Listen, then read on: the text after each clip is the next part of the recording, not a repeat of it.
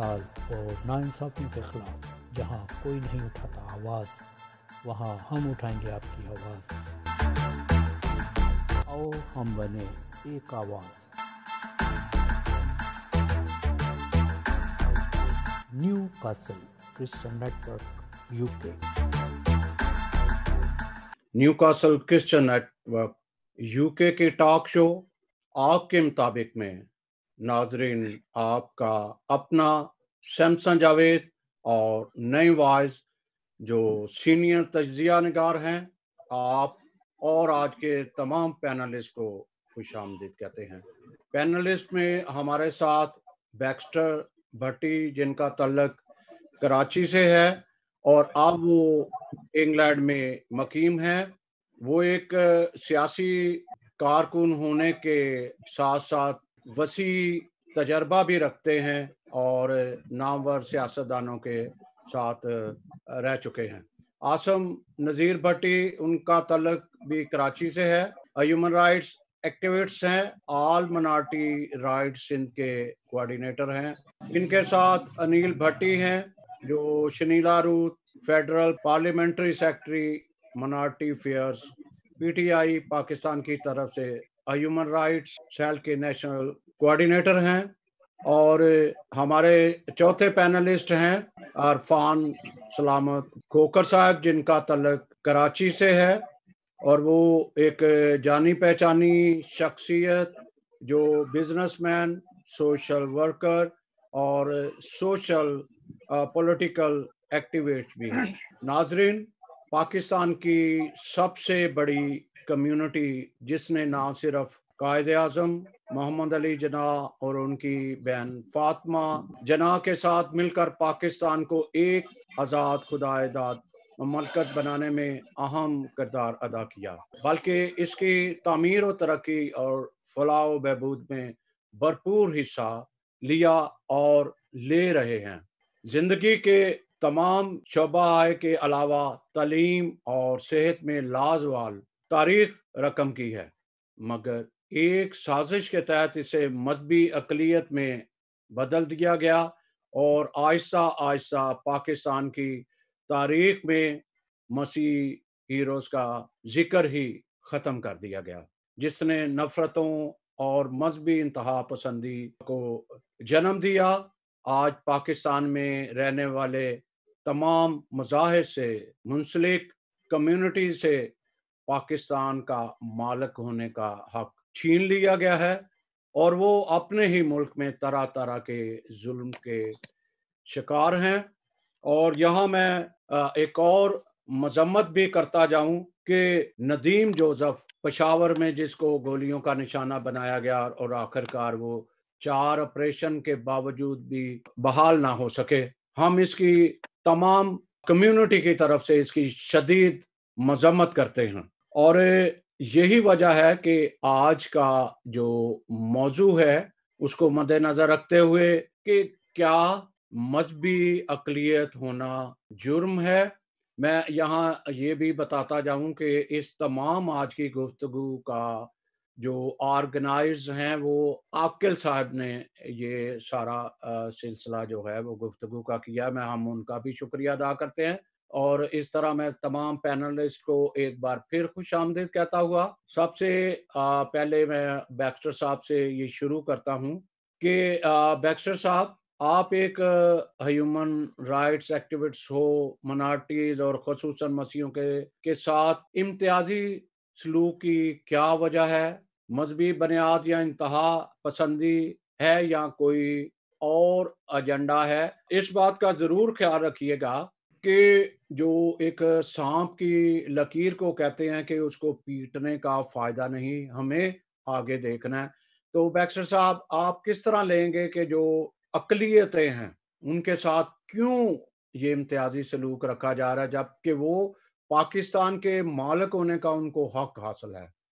शुरू करता हूँ उस पाक हस्ती के नाम से जिड़ी अदल करे ते थर थर कमन उचियां शाना वाले।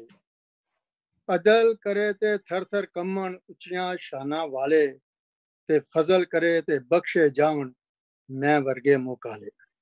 मेरे पैनलिस्ट साथियों, और न्यू कासल क्रिश्चियन नेटवर्क और मेरे नाजरीन, मेरा आपको आदाब पहुँचे। जावेद भाई, आपने जो क्वेश्चन किया है कि जो मिनॉरिटी या मसीही या अक़लियत होना जुर्म है, अगर मैं इसको नज़रियाती तौर पे देखूं तो ये कोई जुर्म नहीं है। ये किसी फर्द वाहिद का उसका ज़ाती फेल है। वो खुदावंद यीशु मसीह को माने, वो भगवान को माने, वो गुरु नानक को माने, या वो किसी पत्थर को माने, तो किसी भी महज़ब माशरे में ये कोई जुर्म नहीं है। लेकिन अगर मैं देखूं माजी बैद में मुख्तारा बीबी को या माजी करीब में ज़ैनब बेटी को ये जो कसूर में वाक़या हुआ, तो उसके बाद जब मैं अपनी कम्युनिटी को देखता हूँ तो उसका उससे भी बदतर हाल है। तो जब यहाँ पे अक्सरियत का ये हाल है, तो ये जिन्हें हमें अक़लियत कहते हैं उनका तो इससे भी बदतर हाल है। बहरकफ मैं अगर नज़रियाती तौर पे बात करूँ तो मैं समझता हूँ कि हम अक़लियत नहीं हैं, बल्कि हम अक्सरियत हैं। हम इस मुल्क के, इस धरती पाक के 90% मेहनत कशों के साथ हैं। बल्कि यहाँ पे जो अक़लियत है वो यहाँ का बालादस्त तबका है जो इस मुल्क को और इस माशरे का इस्तेहसाल कर रहा है। वो कहीं मज़हब पे डिवाइड करता है और कहीं वो ज़बान के नाम पे डिवाइड करता है, कहीं वो सूबों के नाम पे डिवाइड करता है, और इसी तरीके से वो अपना मज़लूम लोगों का इस्तेहसाल करता है।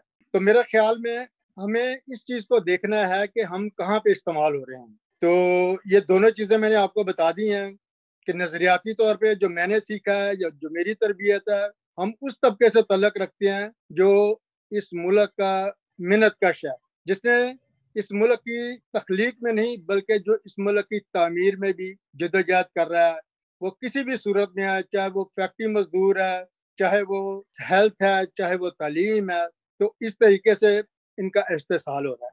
अगर हम देखते हैं कि जो माइनॉरिटीज या क्रिश्चियन कम्युनिटी है, उसने 1931 में गोल्ड कॉन्फ्रेंस में जो है अक़लियतों का मायदा उसमें हिस्सा लिया। फिर 23 मार्च 1940 में, इसी तरह 22 मार्च 1939 में जो है एक तारीख का बाप रकम किया जो सब जानते हैं, एसपी सिंघा, और इस तरीके से बड़ी एक जद्दोजहद थी। और सबसे जो अहम जो काम किया, सारा कुछ ये था। मैं आगे बढ़ूंगा, वो आसिम साहब से ही पूछूंगा कि आसिम साहब, आप एक ह्यूमन राइट्स एक्टिविस्ट हो, आसिम नज़ीर खोखर साहब, मिनॉरिटीज और ख़ुसूसी मसीहों के साथ इम्तियाजी सलूक की वजह क्या है? फिर मैं उसी तरफ जाऊंगा कि ये जो बुनियादी, इसको बुनियाद परस्ती या इसको दहशतगर्दी, ये किस ज़ुमरे में आता है? जब मैं कह रहा हूँ कि जब हम तारीख का जायजा लेते हैं तो हमारी तो ग्रां कद्र खिदमात हैं। आसिम खोखर साहब। जी, थैंक यू सर, शुक्रिया अदा करता हूँ इस प्रोग्राम के हवाले से जिन्होंने हमें इनवाइट किया, स्पेशली सैमसन जावेद साहब और आकिल साहब का, जिनके तवज्जो से हम मिनॉरिटी के साथ जो ज़्यादतियाँ हो रही हैं और मिनॉरिटी को वो हकूक़ हासिल नहीं पाकिस्तान में, इस टॉपिक पे बात की जाए। तो शुक्रिया। आपका सवाल है क्या मज़हबी अक़लियत होना जुर्म है? तो मेरे नज़रिए से ये कोई जुर्म नहीं है, बल्कि जब उनको किसी भी मुल्क के अक़लियतों को जब उनको हकूक़ से महरूम कर दिया जाए, उनको हर तरह के ताउन से महरूम कर दिया जाए, और जो हकूक़ अक़लियतों को देना स्टेट की ज़िम्मेदारी है, वो तहफ़्फ़ुज़ और हकूक़ जब अक़लियतों को ना मिले, वो अक़लियत अपने आप को एहसास कमतरी का शिकार समझने लगती है। और फिर ये जो अक़लियत है, ये अपने आप को जब एहसास कमतरी का शिकार समझने लगती है, तो ज़ाहिर है वो अपनी आवाज़ को भी बताएगी, उसकी आवाज़ कोई भी नहीं सुनेगा। तो कोई भी स्टेट है या कंट्री है, उसको सबसे पहले तो उस कौम को वैल्यूएबल बनाना जरूरी है। लेकिन यहाँ पाकिस्तान में जो शुरू से मसीहियों का किरदार रहा है, और जो जिस बुनियाद पर मसीही इस मुल्क में हिस्सेदार बने, इन सब चीज़ों की नस्ल कशी की जा रही है, और मसीहियों को हर डिपार्टमेंट से, हर अदारों से और हर सहूलियात से महरूम किया जा रहा है। बहुत शुक्रिया। हम थोड़ा सा आगे बढ़ते हैं। मौजूदा हुकूमत या जो हमारे हुकूमती नुमाइंदे हैं, जो हमारे अंदर एक असासे महरूमी पाई जा रही है या खौफ व हरास जो हमारे अंदर आ चुका है, मसलन के तशद्दुद, तब्दीली मजहब या जबर या जनाकारी के वाक़यात जो लॉकडाउन होने के बावजूद कमी नहीं वाक़या हो रही, इसकी वजह क्या हो सकती है? क्या वजह है? 1947 से लेके आज तक 2020 तक जितनी भी गवर्नमेंट्स आई, यानी कि नून लीग, पीपल्स पार्टी या और गवर्नमेंट्स, जैसे कि अब ये पीटीआई है, तो सब ये कोशिश कर रहे हैं माइनॉरिटीज के लिए कि इनको कोई ना कोई तहफ़्फ़ुज़ दिया जाए, जैसे हम भी इस वक्त इसी काम के ऊपर काम कर रहे हैं। लेकिन क्वेश्चन ये है कि कोशिशें नाकाफी हैं या संजीदगी से नहीं किया जा रहा। आप देख लो कि लॉकडाउन होने की वजह से भी बहुत सारे वाक़यात जिसमें आप अभी हालिया ही आप ये वाक़या देख लो जो नदीम जोसेफ का हुआ है, उनकी ज़मानतें भी जो हो गई हैं जिसने उन पर गोलियां चलाई। सर, नदीम जोसेफ की बात करता हूँ मैं। आज हम लोगों ने आईजी जो केपी के हैं उनसे बात हुई है और जमशेद थामस साहब, उनको वहां पे भेजा गया था आईजी साहब के पास कि हमें बताया जाए कि इनका क्या हाल है। तो जमशेद थामस साहब ने आईजी साहब से बात की है। इंशाल्लाह कल तक खुदा ने चाहा तो वो उनके ऊपर जो 324 की जो दफा लगी थी उसको 302 में कन्वर्ट कर दी जाएगी, क्योंकि उनका जो मेडिकल था एमएलसी वो कल तैयार हो जाएगा पूरा। जी बहुत शुक्रिया। आप आगे चलते हैं। हम लोग अरफान सलामत साहब, आप चूंकि एक बिजनेसमैन भी हैं और सियासत पे आपकी बड़ी गहरी नज़र है, और इतना क्या सियासी पार्टियों में जो मिनॉरिटीज विंग हैं, क्या आप इससे इत्तेफाक करते हो कि ये जो विंग्स हैं वो हमें एहसास नहीं दिलाते कि हम फिर वही मिनॉरिटी हैं? लेकिन इससे पहले अपना जवाब देने से पहले अगर आप इस बात को भी वाज़िया करेंगे कि क्या अभी तक जो मिनॉरिटी, क्या मजहबी मिनॉरिटी होना जुर्म है?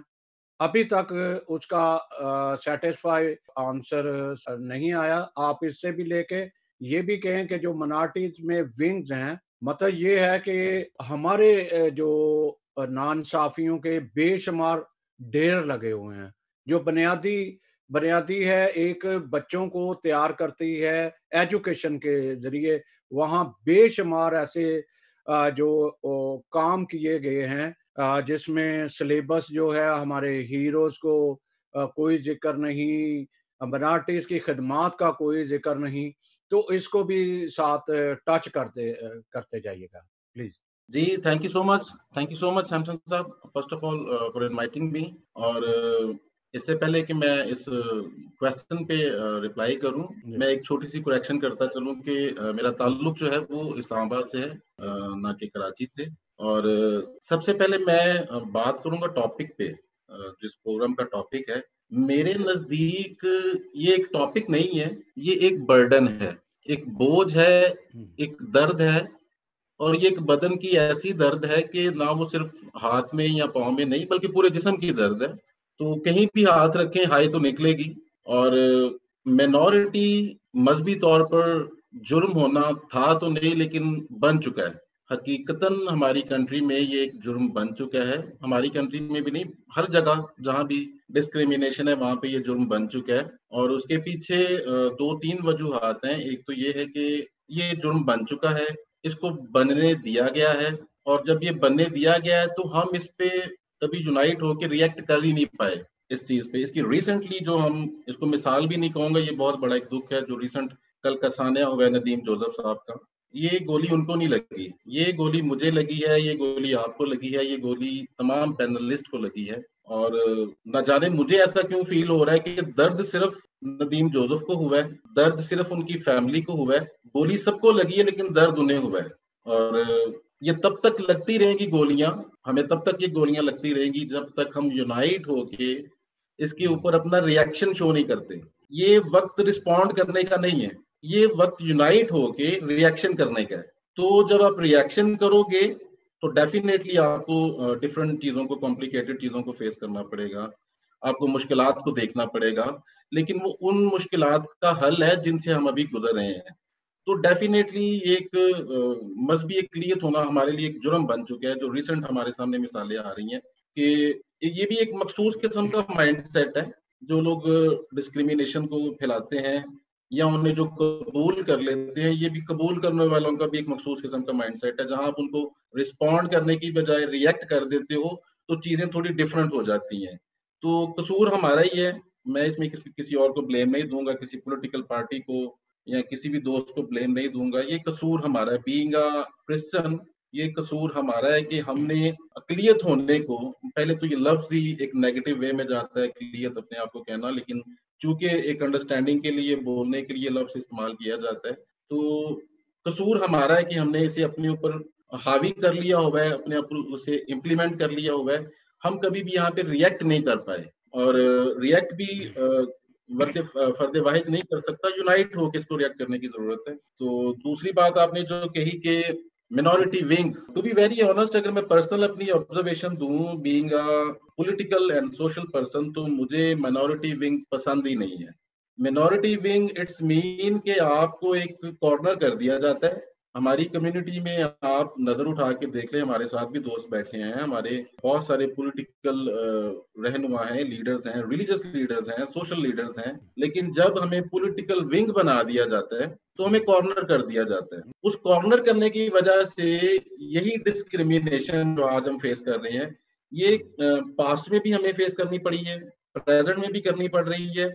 और अगर यही हाल हमारा रहा, हम यूनाइट ना हुए, हमने रिएक्ट ना किया, तो फ्यूचर में इससे ज्यादा डिस्क्रिमिनेशन हमें फेस करने को मिलेगी। और मिनॉरिटी विंग से हटकर मैं ये चाहूंगा कि हमारे जितने पॉलिटिकल दोस्त हैं, यहाँ भी शामिल हैं, जो जिनके बड़ी पॉलिटिकल पार्टीज के साथ एफिलिएशंस हैं, उनमें उनका एक किरदार है।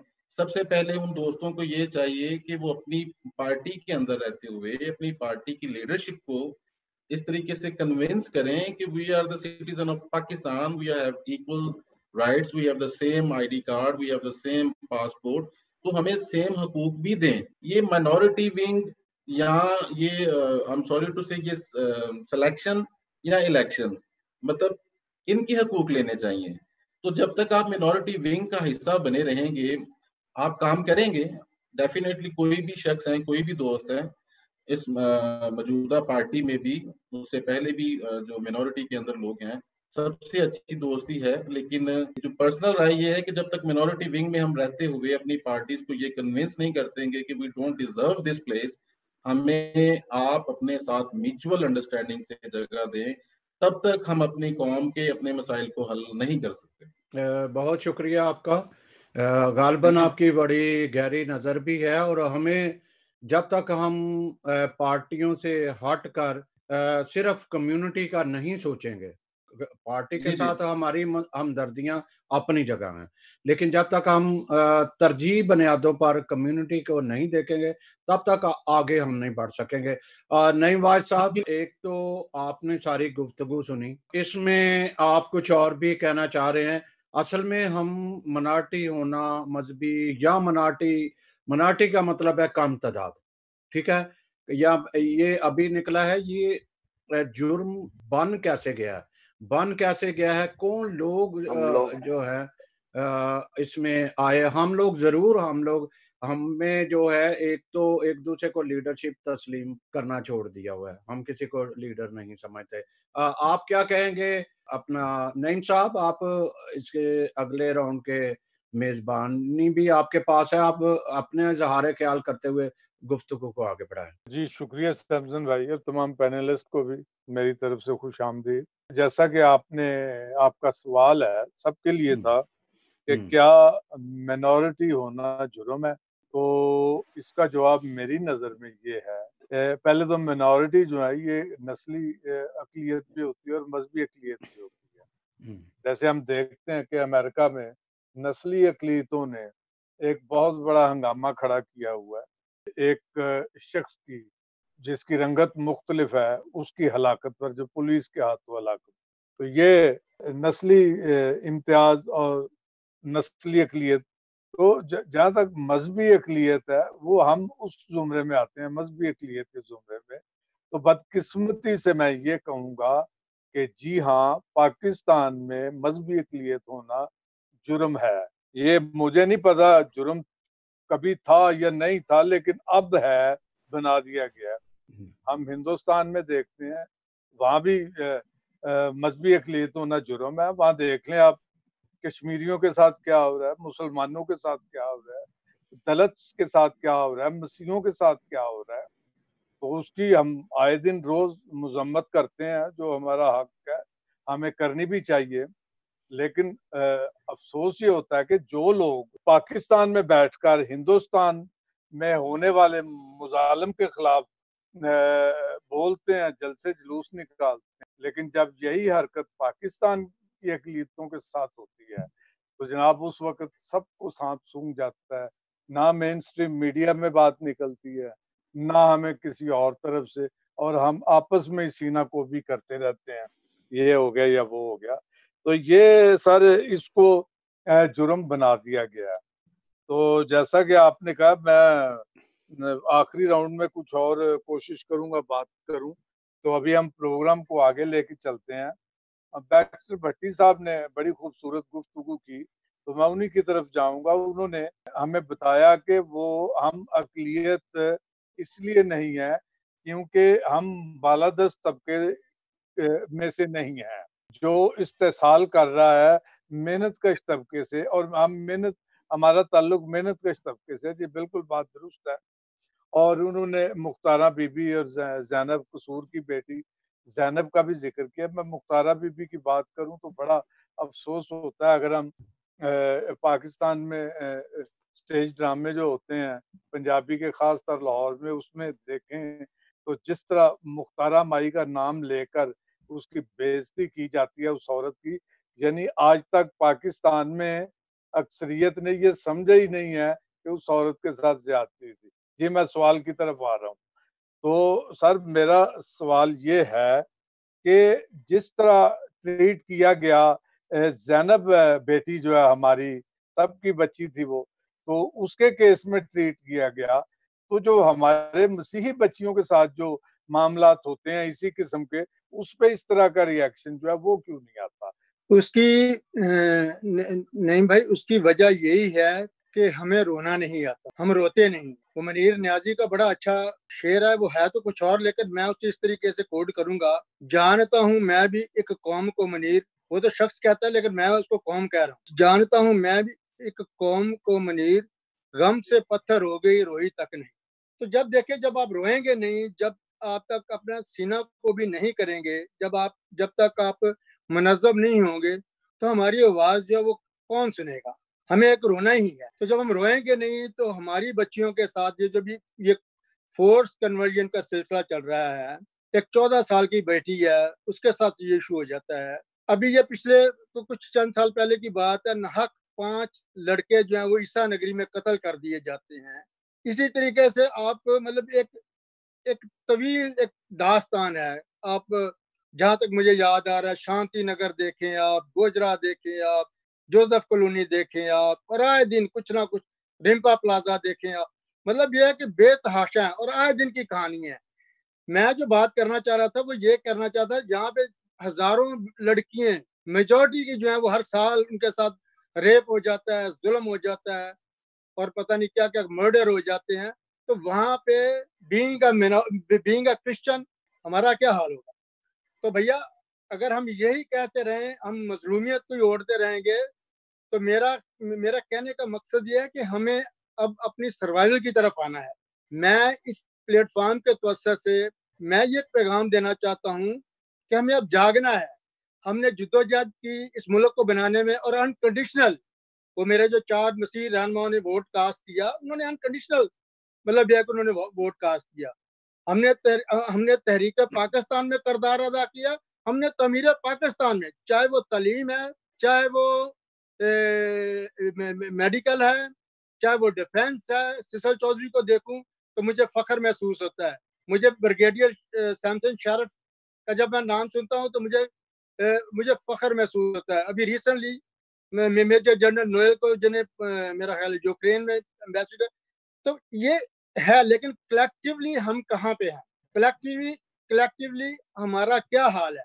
आप बस्तियों, आप गांव में जाएंगे तो हमारे गांव जो होंगे वो आपको तालाबों के नजदीक मिलेंगे।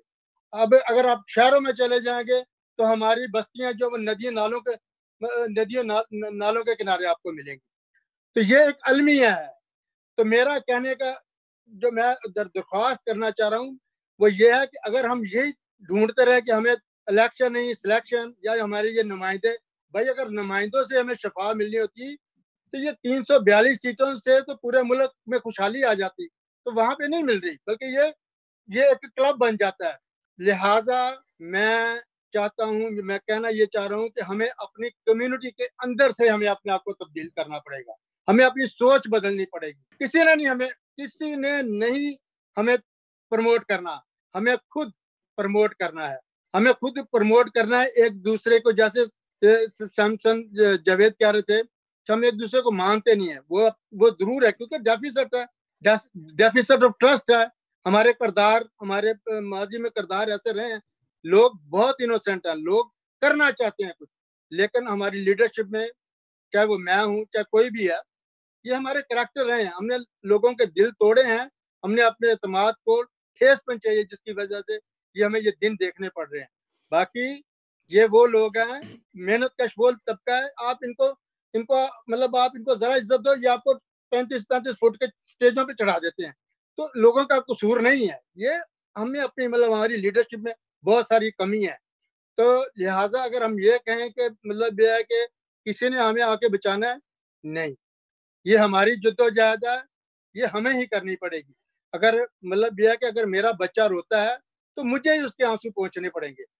अगर मैं ये तवक्का करूं, ये कब तक हम मजलूमियत का रोना रोते रहेंगे कि हमें ये मानते कि भाई हमने इतना किया, हमें ये मानते नहीं। भाई पंजाबी च कहते हैं अगला नाल ना खड़े तो तगाने पे चढ़े। इंज नहीं होना चाहिए था, बल्कि मैं समझता हूँ कि हमें अपनी सोच में बदलाव लाना पड़ेगा। हमें खुद छोटे छोटे हिस्सों में, छोटे छोटे कम्युनिटी, अपने छोटे छोटे गाँव में हमें खुद अपने आप को मुनज़्ज़म करना पड़ेगा। मरूजी हालात के मुताबिक हमें डिसीजन लेने पड़ेंगे। अगर हम ये कहें कि हमारी मजहबी क़यादत जो है या हमारी पॉलिटिकल क़यादत, उनके तो बेचारे अपनों के मसले नहीं हल हो रहे, उनके अपने मतलब ये प्रॉब्लम्स है, वो लोगों का क्या करेंगे? तो ये हम लोगों को ग्रास रूट लेवल पे अपने अपने इलाके में जहाँ जहाँ जो भी प्रॉब्लम्स है, हमें आपस में एक दूसरे से मतलब इत्तेफाक करके हमें अपने आप को प्रॉब्लम को सॉर्ट आउट करना पड़ेगा। बैक्स्टर साहब, नईम साहब, हमारे साथ एक कॉल है, वो कॉल सुनने के बाद फिर आप आगे प्रोग्राम को बढ़ाना। हमारे साथ इस वक्त शफीक उल जमान हैं मैनचेस्टर से, जो क्रिश्चियन टाइम के चीफ एडिटर हैं, और इसके साथ साथ वो एक जर्नलिस्ट के अलावा अवामी मसीह पार्टी के सदर भी हैं। तो मैं उनसे बात करूंगा कि आप इस वक्त क्या कहना चाहते हैं। शफीक साहब बोलिएगा। हाँ जी सर, सबसे पहले तो मैं सारे पैनल को खुशामदीद कहता हूँ, और दूसरा आपकी सारी काफ शो को, स्पेशली न्यूकैसल क्रिश्चियन नेटवर्क को, आपकी सारी स्ट्रगल को मैं सलाम पेश करता हूँ। तो सर, मैं ये अपनी बात शुरू करने से पहले ये आपके पैनल के लिए एक छोटा सा शेर है।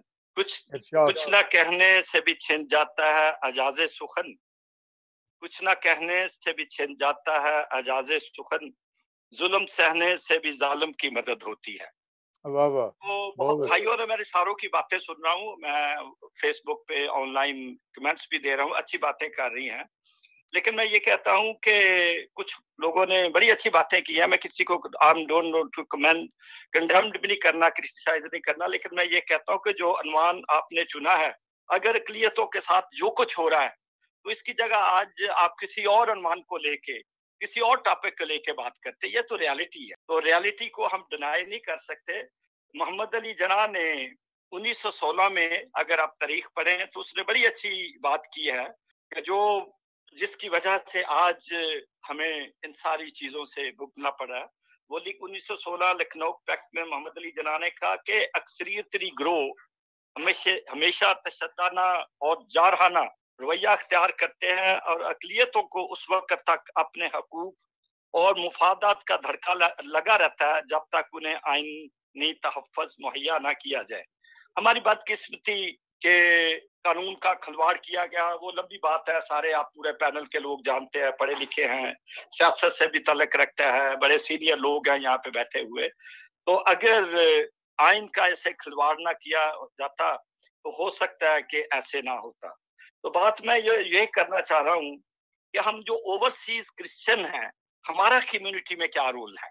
आप अपने कलम से और अपने इस नेटवर्क से होने वाली ज्यादतियों को, जैसे वो हमारे भाई का पेशावर में बहुत बड़ा अलमिया हुआ, ठीक है, मतलब उस मुल्क में रहना किसी को नसीब नहीं है, हमें पाकिस्तानी शहरी कंसीडर नहीं किया जाता, लेकिन हम जो ओवरसीज हैं वो तो लोग फंसे हुए हैं। हम जो ओवरसीज के क्रिश्चियन लोग हैं, हमारा क्या रोल है? आप अपने कलम के जरिए, हम अपने अखबार के जरिए, नेटवर्क के जरिए, जिस भी तरह से हमें कुव्वत मिलती है, जिस तरह से हमारी स्ट्रगल है, हम अपनी लोगों के लिए आवाज लेके जाते हैं। लेकिन इन बातों से या इन सारी हमारी स्ट्रगल से हो सकता है खुदा करे हमें कामयाबी हो, लेकिन मैं ये कहता हूं कि ओवरसीज पाकिस्तानियों के लिए, ओवरसीज क्रिश्चियंस के लिए प्लीज कम फॉरवर्ड। जब तक आप हुकूमतों का हिस्सा नहीं बनोगे, जब तक आपकी आवाज पार्लियामेंट में नहीं पहुंचेगी कि हमारे लोग जो वहां पे दुख, मुसीबत, परेशानी, हमारी बेटियों को उठाया जाता है, बेटों के साथ ज्यादती होती है, घरों को जला दिया जाता है, सड़कों पे गोलियां मारी जाती है, जबरदस्ती क्या कुछ नहीं किया जाता, तो वो आवाज वो रुकेगी नहीं। क्योंकि वो मौलाना रूमी ने कहा ना कि अगर मैं इंसान की मोहब्बत नहीं कर सकता तो मेरे इल्म का फायदा नहीं है, उससे तो मेरे से जाहिल जो लोग हैं वो अच्छे हैं। उस मुल्क में जहालत इतनी अरूज पे है, शफीक साहब आपका शुक्रिया। आगे फिर आपको हम ले लेंगे, तो आगे बात बढ़ाते हैं। बहुत शुक्रिया शफीक साहब। Thank you sir. Thank you. शुक्रिया शफीक साहब। अभी बैक्स्टर भट्टी ने बताया था कि मैंने सवाल किया था कि जिस तरह हमारी बेटी ज़ैनब जो कसूर की एक मजलूम बच्ची थी, उसके केस में जिस तरीके से रिएक्ट किया गया वो हमारे मामलात में क्यों नहीं होता, या सिंध में दूसरी इकलीतें हैं, इधर पंजाब में। तो आसम नजीर खोखर साहब, मुझे एक छोटा सा चंद सेकंड का एक वाकया मैं बताता हूँ कि गोजरा का जब वाकया हुआ तो उस वक्त उसमें एक 5 साल का बच्चा था, 7-8 साल की बच्ची थी और बड़े लोग थे जो केमिकल से झुलस गए थे, और जो एम्बुलेंसेज है उनको इजाजत नहीं थी दी गई कि इन मरते हुए लोगों को, बच्चों को, मासूम बच्चों को एम्बुलेंस में हॉस्पिटल पहुंचाया जाए। और जो हाथरेडियां होती हैं जो रौ वाली और जिसपे सब्जी ढोई जाती है, उसमें वो मासूम बच्चा मूसा जिसका नाम था, मैं आज भी रात को मेरे ज़हन में जब ख्याल आता तो मैं उठ के बैठ जाता हूँ कि जिस तरह वो जख्मों से चूर था और उसकी जिल्द उखड़ी हुई थी, तो उसको हाथरेडी पे डाल के तो लोग जो है वो अस्पताल लेके जा रहे थे। तो इसमें कहाँ उन बच्चों को रोने पीटने में कुछ कमी थी? तो इस तरह जनाब और भी बेशुमार वाकयात हैं। हमारी मजहबी पॉलिटिकल क़यादत जो नजीर साहब ने बताया कि वो अपने मामलात में उलझी हुई है। सर गुजारिश ये है कि हम कहाँ से इसको शुरू करेंगे इस मामले को, और हमारी सुनवाई जो है वो जब हमारे साथ कोई वाकया होता है तो उस वक्त मीडिया जो है वो क्यों चुप हो जाता है? मेन स्ट्रीम मीडिया, अपना जो हमारा टूटा फूटा मीडिया है, अखबारें हैं, रसाइल हैं या नेटवर्क्स हैं, उनकी बात नहीं मैं कर रहा। हम तो शोर डालते हैं, लेकिन क्या ये हमारा मेन स्ट्रीम मीडिया जो है या हमारे मुख्तलिफ सूबों में गवर्नर हैं, वजीर आला हैं, वजीर आजम है, आईजीज हैं, तो क्या इनको ये चीजें नजर नहीं आती? या इनकी क्या हमारे लिए कोई अलहदा आईजी होने चाहिए या अलहदा गवर्नर होने चाहिए? तो ये इस किस्म के जो काम है ये क्यों सर इसका हल जो है वो नहीं निकलता? ये जो वाकयात हैं बदकिस्मती से हमारे लोगों के साथ बहुत ज्यादा होते हैं। और बैक्स्टर साहब ने ये कहा था कि वो इरफान साहब ने ये कहा था कि हमें शायद रोना जो है ना वो आता नहीं है। तो हमारी कौम सिर्फ रोना ही सीखा है उसने, और वो तो सिर्फ रो ही सकती है। आगे इनका रोना इक़्तिदार वाले सुने या ना सुने वो हुकूमत की मर्जी है, लेकिन ये कौम अपना रोना लेके जरूर अपने लीडरों के पास जाती है। जो ज्यादतियां हमारी कम्युनिटी में होती हैं, जो बच्चियों के साथ दिन दिहाड़े उनको जबरदस्ती उनके साथ रैप किए जाते हैं, उनके साथ मजहब तब्दीली के वाकयात हैं और माइनर्स बच्चियां, ठीक है, अभी मैं नाम लेना शुरू होऊंगा तो पता नहीं कितने नाम हैं जिनका आज तक क्या केस हुआ है, कोई उसका केस नहीं हुआ। सिर्फ उनको कागजों में एंट्री करके और उस फाइल को थोड़ा देर चला के और उसको क्लोज कर दिया जाता है। आज तक ये बताएं किस फैमिली को इंसाफ मिला है? आज तक किसी फैमिली को इंसाफ नहीं मिला। मेरी यही रिक्वेस्ट है तमाम पॉलिटिकल पार्टी से और तमाम आला ओहदेदारों से। और एक और वाकया जो बड़ा दिलसोज और बड़ा कल जो हमें वाकया सुनने में आया नदीम जोसेफ साहब का, उसके लिए स्पेशल मैं इस प्रोग्राम के हवाले से बात करूंगा कि उसके इंसाफ के लिए हुकूमत जो इकदाम करे वो उसकी फैमिली के लिए कम है। वो बंदा तो वापस नहीं आएगा जो चला गया, लेकिन उसके साथ जो ज्यादती हुई, जो उसके साथ जिस वजह बनी, वो वजह आज तक हमें समझ में नहीं आई है कि सिर्फ ये उसका कसूर था कि वो जो गली है वहां कोई मसीही नहीं रहता, तो तुम यहाँ पर क्यों आए हो। तो मेरी अपील है इस प्रोग्राम के तवज्जुह से कि उस खानदान को इंसाफ जरूर दिलाया जाए और जिन्होंने ये काम किया है उनको इबरत का निशाना बनाया जाए। बहुत शुक्रिया आसम भाई कि आपने बताया कि जिन लोगों ने ज्यादती किया उनको निशाने इबरत बनाया जाए। अनिल भट्टी साहिब, मैं आपकी तरफ आऊंगा, जैसा कि आप का ताल्लुक एक तरह से हुकूमत वक्त के साथ भी है, तो सर मेरा सवाल आपसे ये है कि ये एक वाकया जो कल रूनुमा हुआ, सानेहा मैं कहूँगा, पेशावर में, इससे हटकर बात करते हैं कि ये तो रोजमर्रा का ये काम है, ये हो रहे हैं। अभी कुछ दिन पंजाब में एक पुलिस वाले ने चर्च की दीवार गिरा दी। इसी तरह हम उकाड़े में मसीह कब्रिस्तान को मिसमार कर दिया गया। संबड़ियाल में चर्च की जगह पे कब्जा कर लिया गया। तो ये रोज आए दिन इस तरह के वाकयात होते हैं। तो सर मेरा आपसे सवाल ये है, क्योंकि आप हमारी मुअज़्ज़ज़ और मोहतरम असेंबली की मेंबर शनीला रूथ साहिबा के गालबन आप उनके पार्टी के अहदेदार भी हैं। तो सर आपसे सवाल ये है कि ये ऐसा क्यों होता है, हमें क्यों मुजाहरे करने पड़ते हैं, जुलूस निकालने पड़ते हैं, हमारे सिस्टम में कहाँ कमी है? ये अपने आप ऑटो सिस्टम पे ये चीजें क्यों नहीं होती? जी सर, अनिल भट्टी साहब। इसी काउन के बाद बरकत और जलाली नाम में फिर एक मरतबा सलाम आपको। सर ये जो मामला लोगों के साथ हो रहे हैं, चर्चिस पे हो रहे हैं, ये ह्यूमन राइट्स की जो वायलेशन हो रही है, हम बहुत ज्यादा कोशिश कर रहे हैं कि इनको कंट्रोल किया जाए और इनको इंसाफ दिलाया जाए।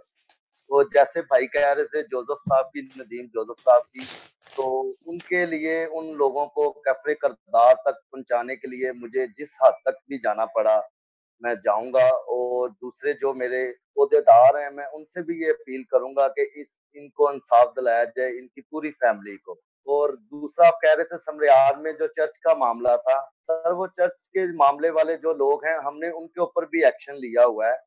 जल्द उनको हम कफरे करदार तक उनको भी पहुंचाएंगे। फिर इत्तेहाद केमिकल का एक वाकया चल रहा था, शायद आपने सुना हो, कालाशाह काकू में, उसके ऊपर भी हम लोग काम कर रहे हैं।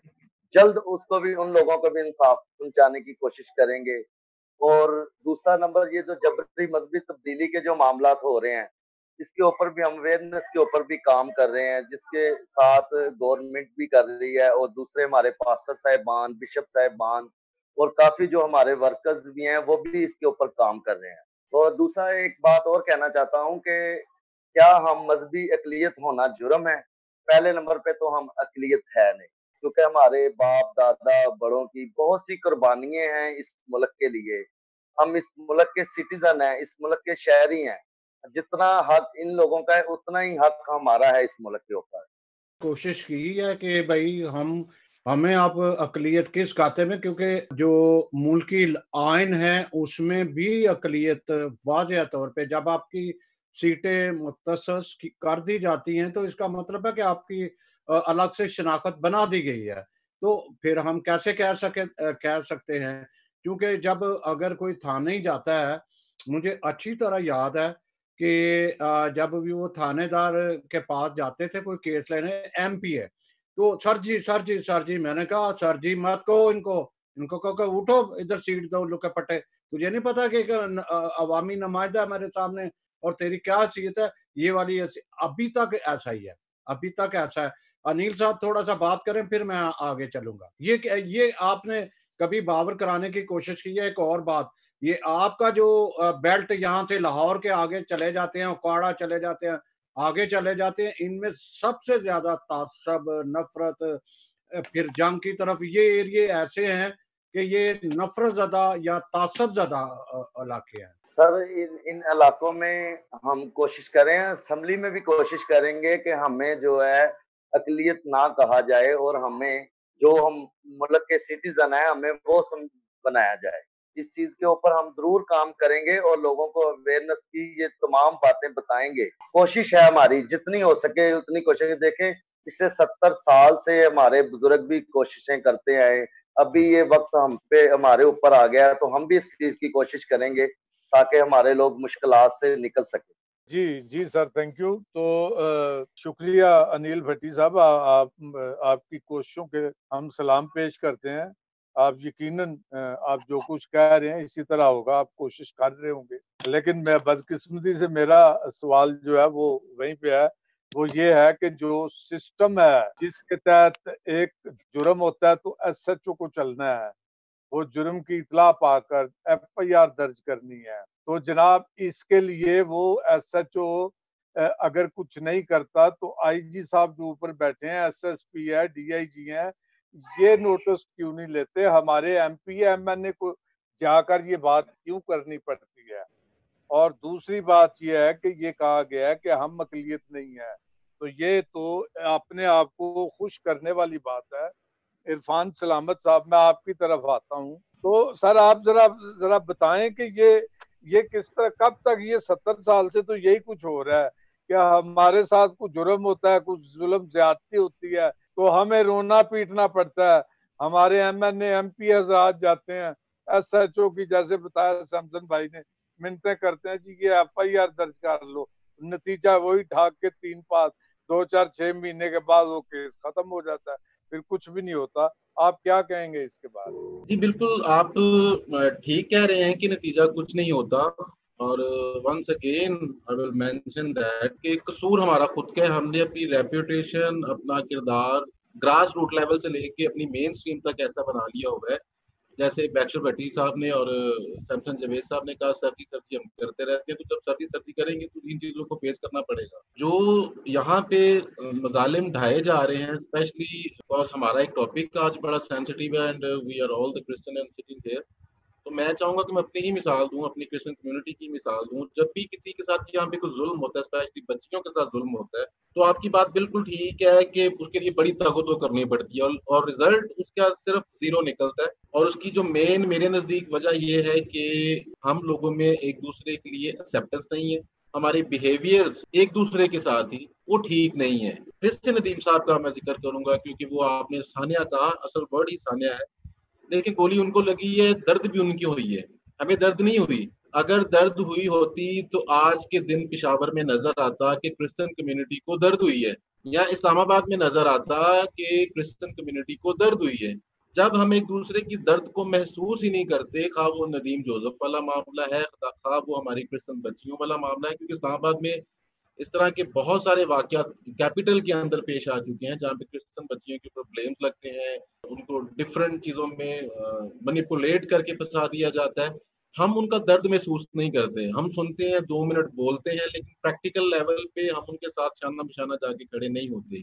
जब कभी खड़े हो भी जाएंगे तो वो सिर्फ एक कह लें कि पॉलिटिकल स्कोरिंग के लिए हम जाके खड़े होते हैं। अभी मेरे दोस्त अनिल भट्टी साहब ने कहा है कि वो नदीम साहब के जो कातिल हैं उनको अंजाम तक पहुंचाएंगे, लेकिन मैं आपसे कह देता हूँ कुछ भी नहीं होगा। अगर कुछ होना होता तो कल हो चुका होता, आज हो चुका होता। ना ये कल होगा, ना ये परसों होगा, ना ये तरसों होगा। ये 2-4 दिन सब हम बातें करेंगे, उनका दुख हम शेयर करेंगे, होगा कुछ नहीं। एंड पे आके वो फैमिली तनहा रह जाएगी, या तो सुलह हो जाएगी या माफी हो जाएगी। और तब ये जब काम होगा तो तब हमारी जो लीडरशिप है वो कहेगी कि हमने उनकी फैमिली के लिए सेटअप इख्तियार कर दी है। होना कुछ भी नहीं, क्योंकि हम एक दूसरे का दर्द महसूस नहीं करते सर। जब तक एक दूसरे का दर्द महसूस नहीं करेंगे तब तक हम कुछ नहीं कर सकते, हम यूनाइट ही नहीं है। हमारे अंदर एक दूसरे के लिए एक्सेप्टेंस नहीं है। हम एक दूसरे को एक्सेप्ट नहीं करते कि यार अगर कोई मैं बात कर रहा हूँ तो मेरी बात से कोई अगर डिसएग्री कर देगा तो मैं ये एक्सेप्ट नहीं करूंगा। ये तो हमारी मेंटल कैपेसिटी बन चुकी है और ये ग्रास रूट लेवल से बन चुकी है। जैसे बैक्स्टर साहब ने कहा कि बाहर से कोई लीडर नहीं आना, और डेफिनेटली वो बाहर से कोई लीडर नहीं आना, ना बाहर से किसी क्रिश्चियन पॉलिटिकल लीडर ने आना है, ना बाहर से किसी रिलीजियस पॉलिटिकल लीडर ने आना है, ना बाहर से किसी सोशल एक्टिविस्ट ने आना है। ये हमने खुद ठीक करना है और हमारा अपना कंट्रीब्यूट होना है। और जो वो कंट्रीब्यूट है ये हमें अपने घरों से शुरू करना पड़ेगा। हमें अपने बिहेवियर्स एक दूसरे के साथ ठीक करने पड़ेंगे। हमें अपने मजहब का नॉलेज होना चाहिए, पॉजिटिव वे में नॉलेज होना चाहिए। हमें अच्छे बुरे की पहचान होनी चाहिए। हमें बुरे जब हम हमारे साथ बुरा हो रहा हो तो उस चीज की हमें समझ होनी चाहिए कि इस वक्त हमें इसको रिस्पॉन्ड करना है या इसके ऊपर रिएक्ट करना है। तो जब तक हम अपने अंदर से चेंज नहीं लेके आते, हम एक न्यू जनरेशन को तैयार नहीं करते कि यूनाइट हो जाएं, एक दूसरे को दुख को अपना दुख समझे। यहाँ मामला वही है कि जब तक मेरे घर पे आग नहीं लगेगी उसकी तपिश मुझे महसूस नहीं होगी। तो जब तक ये मामला नहीं होगा हम आगे नहीं बढ़ सकते। ना हम पॉलिटिकली आगे बढ़ सकते हैं, ना हम एजुकेशनल सिस्टम में आगे बढ़ सकते हैं। क्योंकि देख लें हर किसी ने जितना उसके बस में आया वो हमारे साथ जातियां की हुई हैं, और वो हुई इसलिए कि हम कभी यूनाइट ही नहीं हुए। हम यूनाइट होना पसंद ही नहीं करते, हम एक दूसरे के बाजू बनना पसंद नहीं करते। यही वजह है कि हम बहुत पीछे रह चुके। रिसेंटली ये लास्ट ईयर एक वाकया हुआ था, सिख कम्युनिटी की एक बच्ची को किडनैप कर लिया गया। 100 से 150 सिख थे पार्लियामेंट के, उन्होंने खिड़कियां दरवाजे तक तोड़ दी, बच्ची बरामद करवा ली। 150 हमारे साथ ये सान्या हो जाता है। गुजरी का आपने जिक्र किया, जिसे सुनकर एक इंसान की रूह कांप जाती है। बताएं पाकिस्तान में से कितने लोग यूनाइट हुए, हम कितने लोग यूनाइट हुए। अभी ये 2-4 दिन पहले का एक वाकया शायद आपकी नजर में से गुजरा हो, लाहौर में जोहन्नाबाद बाजार में आई थिंक राजा वॉल्टर उन भाई का नाम है, वो एक फूड स्ट्रीट चला रहे हैं। उनको पुलिस आई डोंट नो कि विच वे आके उन्होंने उसको अरेस्ट किया, वहां पे गाली गलौज की, बदमजगी पैदा की, because they were worshipping of God. तो उस बंदे ने रिएक्ट किया है। मैं उन्हें जानता नहीं है, मेरी उनसे मुलाकात नहीं है, बट आई सलूट हिम कि उस बंदे ने रिएक्ट किया है, पॉजिटिव रिएक्ट किया। और जब उसको गिरफ्तार कर रहे थे तब भी वो वीडियो पे यही कह रहा था कि मैं वापस आऊं ना आऊं, कौम को खड़े होने की जरूरत है। And thank God very next day वो जिन्होंने भी उनकी हेल्प की, वो बेशक सिटिंग एमएनए थी या जो भी थे दोस्त या उनके अहबाब थे, जिन्होंने भी उनकी हेल्प की, वो बंदा वेरी नेक्स्ट डे वापस आया, दोबारा से अपनी जॉब पे खड़ा हुआ, उसने दोबारा से वही कदम शुरू कर दी। और मुझे ये लगता है कि वो उसके रिएक्शन करने की वजह से हुआ है, वो वहां पे झुका नहीं है। क्योंकि बात खुदा की थी, बात हमारे ईमान की थी, बात हमारी इज्जत की थी, बात हमारे इज्जत नफ्स की थी। और वो बंदे ने डटकर मुकाबला किया, अपने ऑन पे मुकाबला किया, और देखिए वो वेरी नेक्स्ट डे वापस आ गया। तो जब तक हम एक दूसरे के साथ यूनाइट होके सर चीजों को बेहतर तरीके से टैकल नहीं करते, एक दूसरे को एक्सेप्ट नहीं करते, और स्पेशली अपने बिहेवियर्स को चेंज नहीं करते, हम आगे नहीं बढ़ सकते, कभी भी नहीं बढ़ सकते। जी शुक्रिया नईम साहब। हमारे साथ अभी ह्यूमन एक्टिविस्ट आकिल साहब हैं, वो कुछ कहना चाह रहे हैं। तो आकिल साहब आप कहिएगा क्या आप कहना चाह रहे हैं। सबसे पहले मैं सब जितने भी हमारे पार्टिसिपेंट्स हैं इनके लिए बहुत दुआ गो हूं कि खुदावंद इनको और विजडम दे। और ये इस टाइम जो है ये पूरी कौम को जो है पाकिस्तानी जो हमारी क्रिश्चियन कौम है उसको ये रिप्रेजेंट कर रहे हैं। सो खुदावंद आपको बरकत दे। मैं ये शुरू करता हूँ अपनी कौम के लिए। एक मैं इन पूरी कौम के लिए, पूरी नेशनल, पूरी अपनी जो माइनॉरिटी क्रिश्चियन अपनी जो कौम है पूरी, मैं उसके लिए सिर्फ बात करता हूँ कि शेर से शुरू करूंगा। जैसे शफीक जमान साहब ने एक बड़ा खूबसूरत शेर, मैं भी इनके लिए पूरी कौम के लिए, क्योंकि हमारी कौम की जो मैं सारी बातें सुनी है, अनिल साहब की भी सुनी है और इनकी भी अभी मैं फुल सुन रहा हूँ सारी बातें। तो बड़ा अच्छा प्रोग्राम चल रहा है कि क्या मजहबी अकलियत होना पाकिस्तान के अंदर जो है या किसी जगह भी होना जुर्म है। तो ये टॉपिक बड़ा एक सेंसिटिव और बहुत शफीकुज़मान साहब ने तो बात ही खत्म कर दी ना ये वाली। उन्होंने तो बोला कि ये तो टॉपिक ही गलत हो कि हम तो शुरू से इस तरह की प्रॉब्लम में फंसे हुए, ठीक है ना। तो बात ये है कि शेर मैं पहले पढ़ दूंगा आपको, मैं उसके टॉपिक पे जाता हूँ।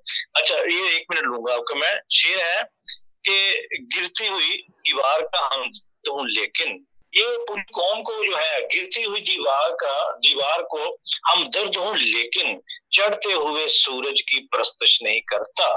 शोला हूं, भड़कने की गुजारिश नहीं करता। सच मुंह से निकल जाता है, कोशिश नहीं करता। तो मेरी कौम ने सारी जिंदगी पूरे पाकिस्तान में, कौन कहता है कि हम अकलियत है? अगर हम इसको देखें, नईम वाहिद साहब या हमारे जितने भी कॉन्टेस्ट हैं यहाँ पे, सैमसन जवेद साहब है, खुदा सबको बरकत दे, हम तो कहाँ हम अकलियत है? अगर हम पाकिस्तान की हिस्ट्री उठाकर देख लेते हैं तो पाकिस्तान बनने से पहले हमारे क्रिश्चियन अदारे, चर्चेस, स्कूल, हॉस्पिटल्स, ये सारे पाकिस्तान से 1800 सदी से बने हुए हैं। ये तो सारे क्रिश्चियन अदारे बहुत पुराने हैं, पाकिस्तान बनने से पहले के हैं। तो हम तो पाकिस्तान बनने से पहले के हैं, हम क्रिश्चियन लोग हैं। फिर वो 4 वोटों की बात अभी डॉक्टर साहब ने की है, तो ये तो पूरी दुनिया जानती है, अगर वो 4 वोट नहीं होते तो पाकिस्तान कहाँ बनता? पाकिस्तान तो बनता ही नहीं था। ये तो एक सीधी बात है, पूरी कौम जानती है। फिर आप अगर हम स्टार्ट से लेके एंड तक देखें, अगर 73 से जाकर रद्दबदल हुई, जो कॉन्स्टिट्यूशन बने गए हैं, उससे पहले अगर देखें तो वो जो स्पीकर है, जो है करनेली सबका नाम है, एक वो आता है, और इस बैरिस्टर जो है, इनके ये बड़े नाम है जो कि हमारे क्रिश्चियंस के आते हैं, जिन्होंने कंट्रीब्यूशन है हमारे बाप के, मेरे अपने बाप का कंट्रीब्यूशन 65 की जंग मेरे बाप ने लड़ी, 71 की जड़ी। मुझे नहीं पता कि we are minority in Pakistan, I don't know. ये तो गलत लफ्ज ही गलत है। We are citizen of Pakistan, you can say, ये हम कह सकते हैं, सिटीजन है भाई हम लोग। हमारे बाप ने कुर्बानियां, हमारे बुजुर्गों की कुर्बानियां, हमारे उनके खून यहाँ पे दर्जों में लगे हुए, तो ये कैसे मिनॉरिटी है हम लोग? तो ये एक बड़ा क्वेश्चन मार्क है। बड़ा खूबसूरत प्रोग्राम जा रहा है आपका, मैं सबको सलूट करता हूँ। और ये जो जहां तक हमारी जो बच्चियों की कन्वर्जन का चक्कर है, ये तो बहुत अरसे से चलता है, लेकिन अब जोर पकड़ गया भाई इस बात को। उसको कंट्रोल कैसे करना, ये सवालात है। तो ये कंट्रोल तो यूनिटी पे हो सकते हैं। जैसे बड़ी अच्छी बात है कि रिएक्शन पे, अभी इरफान साहब ने खूबसूरत बात की है रिएक्शन की, राजा वाल्टर का जिक्र कर दिया उन्होंने।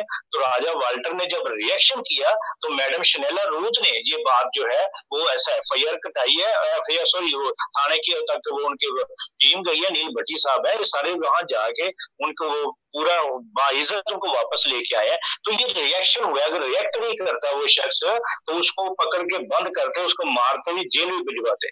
तो मैं खुदावन, मैं क्या बताऊं, कितने केसेस है। हुम्मा का केस देख लें। अब मुझे बताएं, हमारे लिए तो कानून ही बकरा है वो लहदा पाकिस्तान के अंदर। वो तो हमारे लिए तो कानून, इसलिए मैं लहदा कह रहा हूँ पाकिस्तान के अंदर के मुसलमान जो भाई हैं उनके लिए कानून लहदा है, और हमारा कानून वहां पे लहदा हो जाता है। एक नोरिन लगा रही है, उसको वैसे ही छोड़ दिया जाता है, ठीक है। उसे हालांकि वो गिल्टी भी है, एडमिट भी कर चुकी है कि सारा कुछ मैं मास्टरमाइंड जमुनाबाद के ब्लास्ट कराने के अंदर। तो ये जब वो एडमिट कर चुकी है वो, तो फिर उसके लिए कानून क्यों लादा है? शमा शहजाद का केस को देख लें, उसके लिए कानून लादा है। ये 9 साल जो बेचारी आसिया बीबी जेल में काट के गई, फजूल कानून उसके लिए लादा, ठीक है। फिर सलमान तसीर को मार दिया गया, शहबाज भट्टी ने सिर्फ ह्यूमन उस पर इक्वल राइट के ऊपर बात की, उसको मार दिया गया, कत्ल कर दिया जाता है, और जो कातिल है उसको हीरो बना दिया जाता है। ये जीब सिस्टम है पाकिस्तान का। टटोलेंगे, हुम्मा केस को देख लें आप, सदफ केस को देख लें, 50 केस तक गिनवा सकता हूँ पाकिस्तान के अंदर से, जो कि हजारों, बल्कि 50 नहीं 100 केस गिनवा सकता हूँ। इस तरह के केस इंसिडेंट हो चुके हैं जिसका कोई आज तक इन्होंने कोई हल नहीं किया। इन्होंने पाकिस्तान के अंदर गवर्नमेंट, किसी गवर्नमेंट ने भी नहीं किया। ये नहीं कि ये पीटीआई की गवर्नमेंट ने किया। आप शांति नगर का देख लें, वो आप शांति नगर के बाद गोजरा देख रहे हैं, फिर पेशावर ब्लास्ट को देख रहे हैं, वहां कितने बच्चे वो वहां पे वो ब्लास्ट के अंदर मर गए बेचारे, डेथ हो गई उनकी। तो उसके बाद आप चले जाए जमुनाबाद के केस देख लें, बदामीबाद का केस देख लें, बेशुमार है। कसूर में वो बच्चे का क्या कसूर था? मुझे वो पानी पिया, उस बच्चे को उसको कत्ल कर दिया जाता है, मार दिया जाता है क्योंकि उसने पानी पलीत कर दिया, पानी में नहाया सिर्फ वो। बहुत सारी बातें हैं। ये मैं आकिल साहब आपको बरकत दे, मैंने तो टच दिया सारा कि ये प्रॉब्लम पाकिस्तान में है, तो ये जिसकी वजह से हम लोग जो है सफर कर रहे हैं। जी आकिल साहब, आपका बहुत बहुत शुक्रिया। हम आगे बढ़ते हैं, बात आगे बढ़ाते हैं। तो मैं डॉक्टर साहब से बात करूंगा। डॉक्टर साहब, आप सुन रहे हैं? हाँ जी।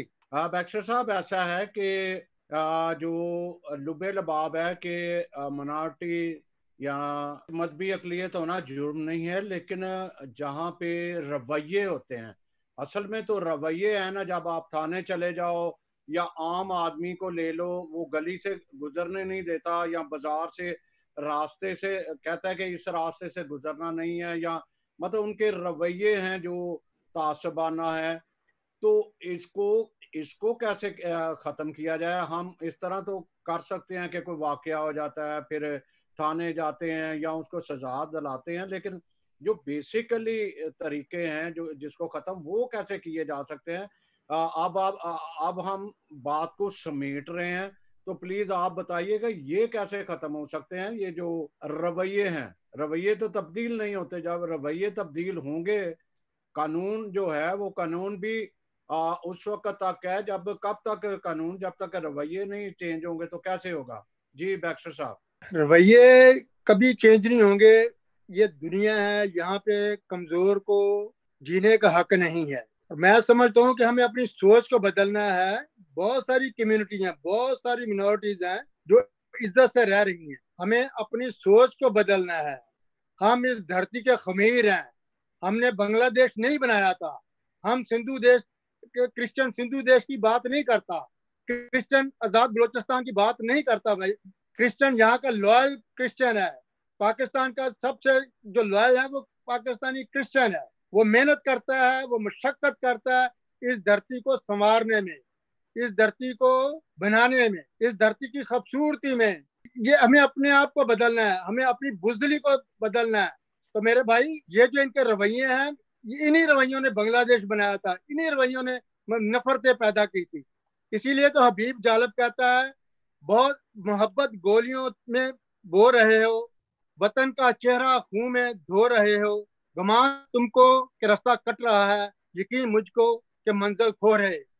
हम इस तरीके से, मैं अपने बालादस्त कुव्वतों से कहूंगा कि इन रवैयों से मुल्क कभी मजबूत नहीं होते, मुल्क कमजोर होते हैं।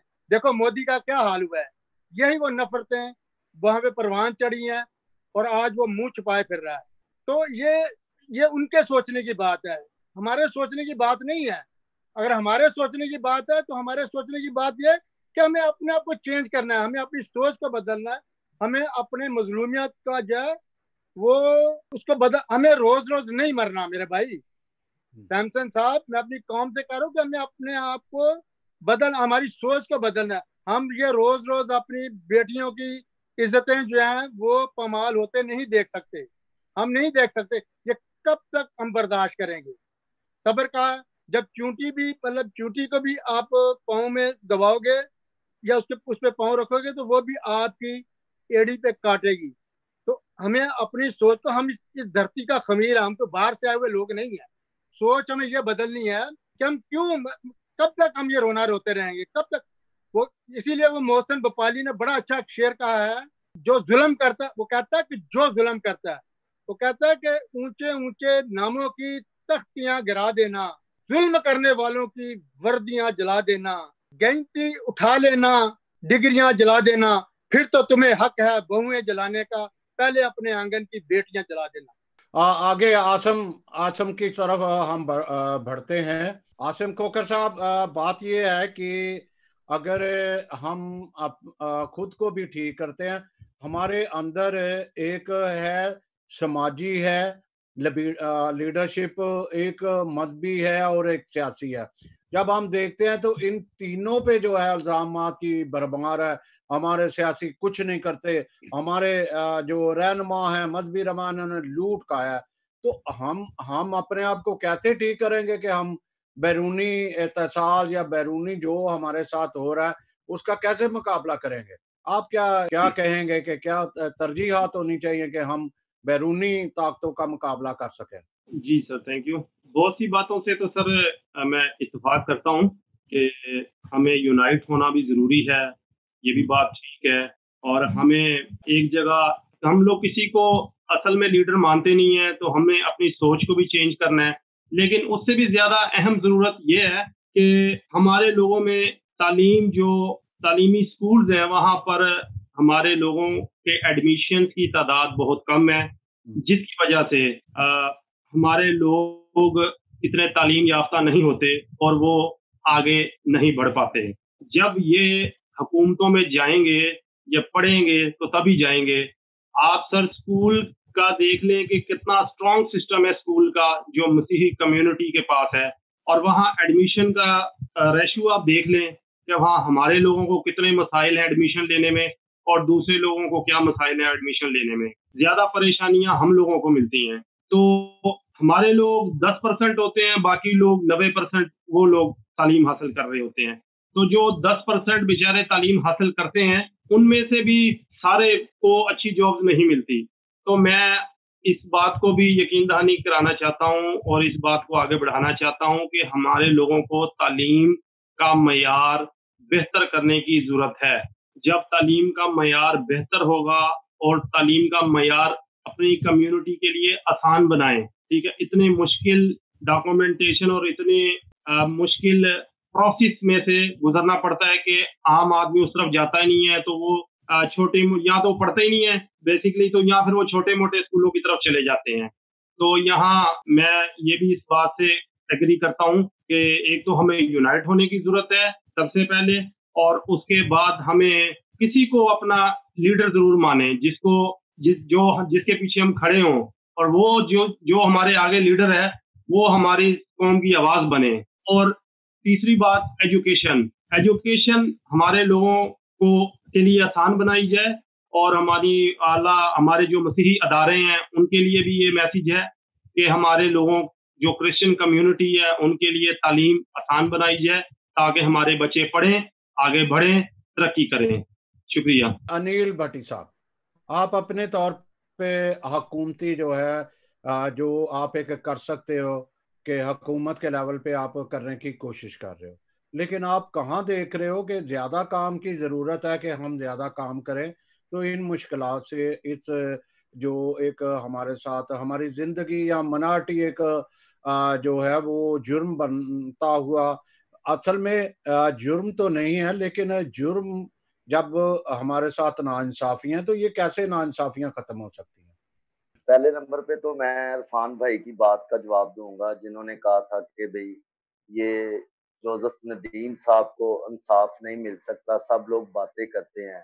तो पहले लोग आए होंगे बहुत से जो बातें करते होंगे, लेकिन मैं ये पूरी दुनिया मेरा ये प्रोग्राम देख रही है, मैं सबके सामने ये इस बात का इकरार भी करता हूँ और वादा भी करता हूँ कि उन लोगों को कैफरे करदार तक जरूर पहुंचाऊंगा, चाहे मुझे जिस हद तक भी जाना पड़े।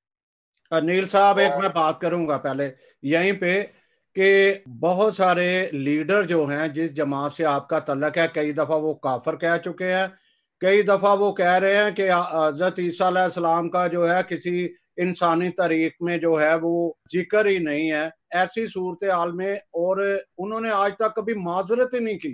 कितने कितने वाकयात हो गए हैं, ये को अपना संधू को उन्होंने असम्बली में चूड़ा कहा या ऐसे वाकया था, लेकिन उन्होंने तो कभी माजरत नहीं करना सीखी। या दूसरे लोग कहते हैं कि उनके तो गर्दनों में सरिये जो हैं वो फिट हैं, तो आप ये कैसे चेंज लाएंगे, आप कैसे जद्दोजहद करेंगे? हम इसके लिए कोशिश कर रहे हैं, अपने लोगों के साथ हम इसके लिए चेंज लेके आएंगे, हमारी यूथ चेंज लेके आएगी इसमें, हमारे पास्टर साहिबान जो है वो चेंज लेके आएंगे, बिशप साहिबान जो है वो चेंज लेके आएंगे, और हमारे जो लीडर हैं वो चेंज लेके आएंगे इसमें। आप देखना, आपकी खुदावंद जिंदगी करे तो थोड़ी देर में आपको ये चीजें चेंज होती नजर आएंगी। और आज तक जो जितने भी मामले हो रहे हैं जिसके ऊपर मैं नोटिस लेता हूँ, उस मामले के ऊपर जरूर कोई ना कोई एक्शन हुआ है। ये नहीं हुआ ना कभी किसी ना कभी एसपी ने, ना कभी आईजी ने, ना कभी डीपीओ ने, ना आरपीओ ने, जिसके पास भी मैं गया हूं मुझे ये पता है कि उसने मेरा काम किया है। इरफान साहब, हम आपकी तरफ आते हैं। नील साहब, आपसे बात होगी, लेकिन ये हमारा वाइंड अप इस वक्त चल रहा है कि हम इसको समेट रहे हैं। इरफान साहब, आप क्योंकि एक बिजनेसमैन भी हो, आम सोसाइटी से आप ऑब्जर्व भी करते हो, तजर्बात भी करते हो, और दूसरी कम्युनिटी में या आम जो है हम बोलते हैं तीन तबके, एक गरीब, एक मिडल और एक जो है वो अमीर है, अपर क्लास है। ये तीन हम क्लासेस लेते हैं, लेकिन हम जब अपनी तरफ आते हैं तो हमें तो 4 क्लासेस नजर आती हैं। चौथी ऐसी है जिसका कोई पुरसाने हाल ही नहीं है, जिसका कोई पूछने वाला नहीं, जिसके पास कभी आज तक सियासतदान नहीं गया।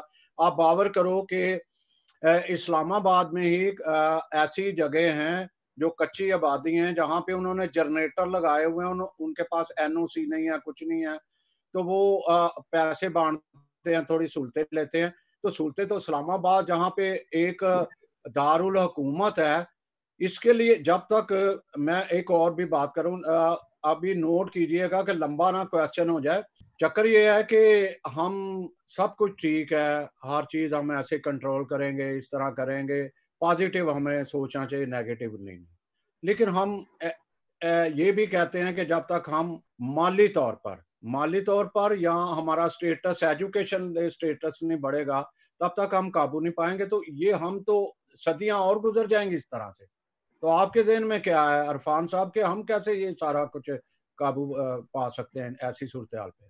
जी, मैं इस पे जरूर अपनी राय पेश करूंगा। ये चीजें कहीं सुनी नहीं कहूंगा, जो देख रहा हूँ, जो ऑब्जर्व कर रहा हूँ या जो प्रैक्टिस कर रहा हूँ, उन्हीं को मैं आपके साथ शेयर करूंगा। हमारी ही कम्युनिटी में जो आपने भी 1 2 3 एक सप्ताह बताए हैं, डेफिनेटली उसमें चौथा भी है, उसको हम जिक्र नहीं करते। अरसे दराज से हम लोगों के लिए एक बहुत लेबल्ड वर्क बन चुका है क्लीनिंग का काम, लेबल्ड है वो हमारे लिए। और यंग जनरेशन इंक्लूडिंग फीमेल्स, आजकल ये प्रेजेंटली सिचुएशन में आपको बता रहा हूँ कि इंक्लूडिंग फीमेल हमारी जो बच्ची हैं, वो भी अब समझना शुरू हो गई हैं कि ये काम सबसे आसान है। ये मेंटेन कर गई हैं वो कि घंटा 2 काम करो, घर आ जाओ क्लीनिंग का। लेकिन उसके साथ ही आप सब यहाँ पे इंटेलेक्चुअल लोग बैठे हुए हैं, इस पे हम ज्यादा बात नहीं करते, लेकिन उसके साथ ही रावलपिंडी, इस्लामाबाद में क्रिश्चियन यंगस्टर के अंदर ये चीज देखने को मिली है, जो स्पेशली यूथ है। अब हम यूथ को भी कभी ब्रीफ नहीं करते, यूथ इज यूथ, लेकिन हम कभी उसको यूथ को कैटेगराइज नहीं करते भी। हमारे पास एजुकेटेड यूथ है, हमारे पास अनएजुकेटेड यूथ है, हमारे पास स्किल्ड यूथ है, या हमारे पास अनस्किल्ड यूथ है। तो हमारे पास तो चारों किस्म की यूथ है। तो जो सर बिल्कुल डॉन टू फॉल जो हमारे नौजवान हैं, जिन्होंने इस पेशे को गुड बाय कहकर, आप यकीन जाने, वो लोग सर्विस स्टेशन का काम करना शुरू कर दिया उन्होंने। किसी ना किसी तरह से बैक्स्टर भट्टी साहब की बात को मैं आगे लेके चलूंगा कि वो मेहनत की तरफ आ गए हैं। वो भी काम मेहनत का है, मांगने से बेहतर है कि वो क्लीनिंग भी करें, लेकिन उस पेशे को भी छोड़ के अब जो क्रिश्चियन कम्युनिटी के बच्चे हैं, बच्चियां इंक्लूडिंग, वो बिजनेस की तरफ उनका रुझान हो गया है। मुझे officially I think for last 6 month I am doing my business, मेरा अपना छोटा सा ऑफिस सेटअप भी है, और मैंने एक चेन क्रिएट की है जिसमें तकरीबन मोस्टली मैंने क्रिश्चियन नौजवानों को साथ मिलाया है, जिनका बिजनेस माइंड नहीं भी था, उनको बिजनेस की तरफ लेके आया हूँ कि पार्ट टाइम करो, जो मैं कर रहा हूँ मुझसे काम लो, आप मेरे साथ शेयर करो, उस काम को करो, ताकि दो चीजों का आप बैकअप मिले। जब आप बिजनेस में आते हो तो आपको फाइनेंशियली बैकअप मिलता है, जब आप बिजनेस में आते हो तो आपको अपने अंदर एक इंकरेजमेंट मिलती है कि आपने आगे बढ़ना है, क्योंकि जब आप फाइनेंशियली स्ट्रांग हो जाते हो तो बहुत सारी चीजें आपके लिए आसान भी हो जाती हैं, आपका कॉन्फिडेंस भी बड़ा बिल्डअप हो जाता है, आपकी माशरे के अंदर एक अच्छी लाइफस्टाइल आप अपना लेते हो। तो बिजनेस कम्युनिटी जो हमारी क्रिश्चियन है और नई जो आ रही है, ये एक बड़ा अच्छा पॉजिटिव पॉइंट आ गया है कि लोग बिजनेस की तरफ आना शुरू हो गए हैं। इवन के when I was in UK, मैंने वहां पे देखा कि बहुत सारे जो हमारे क्रिश्चियन है, they are doing their own business. तो सेम लाइक हियर, यहाँ पे अब लोग क्रिश्चियन कम्युनिटी के जो है उनका बिजनेस की तरफ रुझान हो चुका है। एक चेन चली है कि बिजनेस की तरफ आना है और हमने आगे बढ़ना है। सेकंड, यहाँ पे बैक्टर साहब ने भी बात की, नसीम साहब ने भी बात की और आसिम साहब ने भी बात की कि एजुकेशन सिस्टम हमें अपना बेहतर करना चाहिए। नो डाउट, हमें अपना पुराना म्यारे जिंदगी जो बुलंद वाला था, जब हमारे पास एजुकेशन सिस्टम था, हमें उसे दोबारा बहाल करने की जरूरत है। एंड लकीली उसको मैं कहूँ या अनलकीली कहूँ या जो भी उसे कहूँ, कि जो हमारे एजुकेशन इंस्टीट्यूशंस हैं वो तो सारे मिशनरी हैं। मोस्ट प्रोबेबली 100 में से 98% तो मिशनरी अदारे हैं। और मिशनरी अदारों में मैं ये किसी की कही सुनी बात नहीं कहूंगा, अपने उनके इतने मामला चल रहे हैं। बैक्टर साहब ने कहा कि वो दूसरों के मामला क्या हल करेंगे, और जो स्कूल सेटअप चल रहे हैं मिशनरी, वहां पे हमारे क्रिश्चियन बच्चों को एजुकेशन लेना महाल बन चुका है। वो अब अदारे, मैं खुद एक मिशनरी स्कूल से पढ़ा हुआ हूँ, लेकिन वो कुछ और दौर था। अब तो मिशनरी स्कूल जो है वो बिजनेस प्लेस बन चुके हैं। वहां पे अगर किसी क्रिश्चियन बच्चियों के पास फीस नहीं है तो आपको पेपर नहीं देने देते, आपको खड़ा करके बाहर निकाल देते हैं, आपका रिजल्ट, आपकी मार्कशीट आपके हवाले नहीं करते। तो जब तक ग्रास रूट लेवल से हमारी बच्चियां या बच्चे स्पेशली वो पढ़कर ऊपर नहीं आते, वो अपना एजुकेशन जो मेयार है उसे बुलंद नहीं करते, उसके साथ बिजनेस में आके अपने आप को इस्टेब्लिश नहीं करते, हम तरक्की नहीं कर सकते। और इसके लिए वंस अगेन मैं यही कहूँगा, जो मेरे नज़दीक इस चीज़ को है कि हमें अपने बिहेवियर्स को एक दूसरे के साथ करना चाहिए ठीक। अगर हमें एक मेन स्ट्रीम ने अलहदा कर दिया है, हमें एक विंग बना दिया है, या हमें उन्होंने कॉर्नर कर दिया है, तो हमें इस नेगेटिव चीज में भी सी पॉजिटिव चीज को बाहर निकालना चाहिए। भी जब हमें अलग कर दिया है, तो हम अलग होके ही अपना म्यारे जिंदगी इतना बुलंद कर लें कि हमारा मैटर वो नेशनल मैटर बन जाए। जब हमारे किसी एक बच्चे के साथ या बच्ची के साथ ज्यादती हो रही हो, तो हमें इज्तिमा इकट्ठे होने की जरूरत ना हो, बल्कि हमारी मेन स्ट्रीम को पता हो कि दे आर इक्वल सिटीजन्स। हमें इनकी प्रॉब्लम को देखना है, इनको डिलीवर करना है, और वो उसी सूरत में होगा जब हम अपना म्यारे जिंदगी फाइनेंशियली, एजुकेशनल सिस्टम में, रिलीजियस सिस्टम में, पॉलिटिकल सिस्टम में और सोशल सिस्टम में दोबारा से बिल्डअप नहीं करते, तो तब तक हमें स्ट्रगल करनी पड़ेगी। जिस दिन ये स्ट्रगल हमारी खत्म हो गई, उसके लिए हमने अपनी न्यू जनरेशन को क्रिएट और डेवलप करने की जरूरत है। जब तक आप अपनी न्यू जनरेशन को ट्रेन नहीं करते, चेंज आना थोड़ा सा मुश्किल है। और जिस दिन ये चेंज आ गया, आप देखेंगे कि चीजें स्मूथ होना शुरू हो जाएंगी। इरफान साहब, ये एक मुझे बात बताएं, है तो शायद किसी को अच्छी ना लगे, बहुत सारे लोगों को अच्छी ना लगे, ये जो हम सहूलतें दे रहे हैं स्पेशली छोटे तबके को, सहूलतें ज्यादा, उनकी सहूलतों की बात कर रहे हैं, या सीपर इज माय हीरो, दूसरे मानों में सीपर इज माय हीरो, या उनको सहूलतें दे रहे हैं। क्या आप समझते हैं कि ये जो है एक तरक्की की तरफ हम लेके जा रहे हैं, या उनको वहां रखने के मुतरादिफ है कि उनको सहूलतें ज्यादा दे, 2 घंटे वो किसी गार्डन में काम करके चली जाए जवान लड़की भी, तो इससे हो जाएगा? सर मेरे नजदीक आई डोंट थिंक सो कि ये कोई सहूलतों वाली चीज है। देयर इज नो चांस कि हमें थोड़ा ब्रेक दे के हमें चेंज कर दिया जाए। हमें वो पंजाबी में जिसे रेलू कट्टा कहते हैं, तो पहले आप इधर ग्रास में काम कर लो, बाद में आप रोड पे काम कर लो, बाद में आप एसी वाले कमरे में आके काम कर लेना। तो ये सहूलतें नहीं है। You are putting more burden on us. ये सहूलतें नहीं है, ये ज्यादा बर्डन है जो आप हम पे दे रहे हो। और हमें जिस लिमिट में हम हैं, आप उससे भी ज्यादा दबा कर हमें वो फ्लेक्सिबल बनाकर अपने लिए यूज कर रहे हैं। नईम साहब, जैसा कि आप कह नहीं पाए बातें कुछ, कि जो हमारी नेगेटिव सोचे हैं, हम नेगेटिव का तो जिक्र करते रहते हैं, पॉजिटिव का भी जरूरी है कि हम मुस्बत बातें भी करें, क्योंकि अभी जो है वो CSS ऑफिसर काफी आए, फिर हमारे एक जो है सरकारी ऑफिसर जो है वो तैनात हुए, एम्बेसडर हुए, या कुछ इस वक्त अगर आप देखो तो बेहतर कुछ नजर आ रहा है। तो इसके बारे में आप क्या कहेंगे? जी भाई, पहले हम पाकिस्तानी हैं, उसके बाद हम मसीही हैं या कुछ और हैं, पंजाबी, सिंधी, बलोची, हम बाद में सब कुछ, लेकिन पहले हम पाकिस्तानी हैं। ये बात सारी दुनिया नोट कर ले, पाकिस्तान भी कर ले, पाकिस्तान की गवर्नमेंट भी कर ले। हमारी वफादारी पे किसी को कोई शक व शुबा नहीं होना चाहिए। ना हमें कभी किसी सर्टिफिकेट की जरूरत पड़ी, ना हम किसी से लेंगे। हम ईमानदार लोग हैं। हमें आपने जैसा फरमाया कि हमारे बच्चे आगे आ रहे हैं, ये हमारा फख्र है बच्चे, और हमारा वो भी फख्र है जो सफाई का काम करते हैं। आप यूके में रहते हैं, मैं यहाँ देखता हूँ, आपने भी देखा होगा और दूसरे भाई भी सुने कि यहाँ पे जो क्लीनर की जॉब है, जब कोई किसी से पूछता है आप क्या करते हो, तो वो बड़े फख्र से बताता है कि ये जो सफाई आप देख रहे हैं ये मैंने की है, मैं क्लीनर हूँ। यानी उसके कहने का मतलब होता है कि अपने मुल्क को पाक साफ रखने में मेरा भी किरदार है। बदकिस्मती से हमारे लिए ये भी एक गुनाह बना दिया गया है पाकिस्तान में कि जो सफाई करता है उसको चूड़ा, घटिया, भंगी, इस किस्म के अल्फाज जो कहे जाते हैं। जहाँ तक आपके सवाल का ताल्लुक है, तो हमें पॉजिटिव भी होना चाहिए, क्योंकि हर पाकिस्तानी, ओवरसीज पाकिस्तानी, वो पाकिस्तान का एम्बेसडर है, सफीर है। उसका फर्ज बनता है कि पाकिस्तान का जो पॉजिटिव इमेज है वो पेश करे, और हम करते हैं जनाब। हम जब कश्मीर की बात होती है, हम कश्मीर के साथ होते हैं, हम फलस्तीन के साथ होते हैं, हम रोहिंग्या मुसलमानों के साथ होते हैं, हम अपने पाकिस्तान की तारीफ करते हैं। लेकिन बदकिस्मती से बाज ऐसे मामला होते हैं जिसमें पाकिस्तान की हुकूमत या हुकूमतें खुद अपने आप को बेइज्जत करवाती हैं दुनिया में, जैसा अभी PIA के पायलट्स के बारे में आपने सुना है, या और इस किस्म के बहुत से मामला होते हैं। सर मैं बात को मुख्तसर करते हुए मैं नदीम जोसेफ की बात करूंगा, जिसको पेशावर में गोलियों से छलनी कर दिया गया और वो बिलाखिर वो खालिक हकीकी से जा मिला, हमारे लिए वो शहीद है।